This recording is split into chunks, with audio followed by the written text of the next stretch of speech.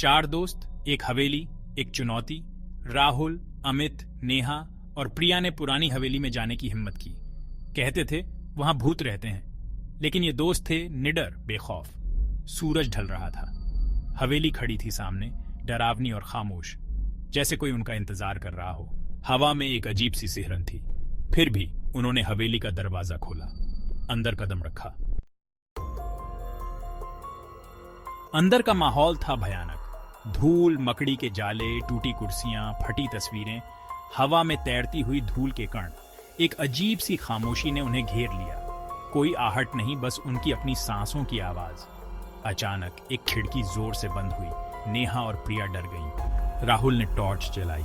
दीवारों पर उसकी रोशनी नाचने लगी, परछाइयां डरावनी आकृतियां बनाने लगी। क्या यहां वाकई कोई था?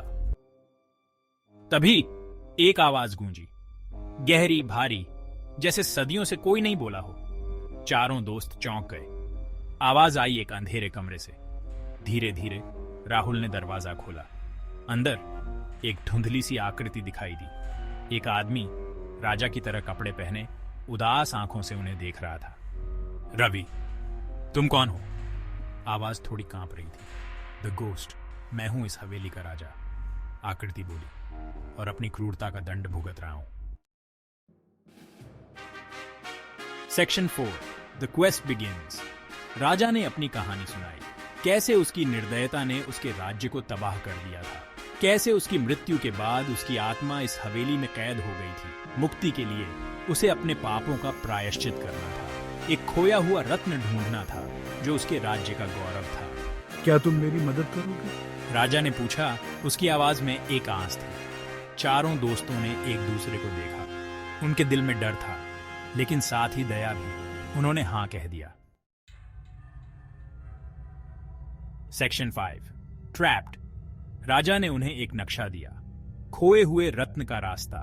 चारों दोस्त हवेली के अंदर और भीतर जाने लगे।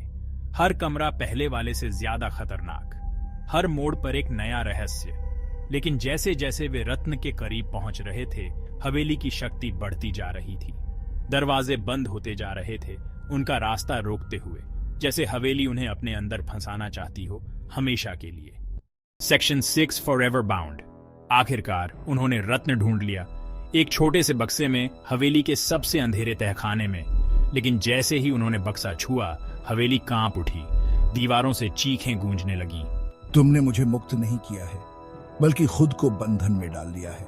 राजा की आत्मा सामने आई, पहले से ज्यादा शक्तिशाली, ज्यादा भयानक। रत्न ने उसे और ताकतवर बना दिया था। चारों दोस्त अब समझ गए थे, वे उस हवेली से कभी नहीं निकल पाएंगे। वे हमेशा के लिए राजा की आत्मा के साथ बंध चुके थे।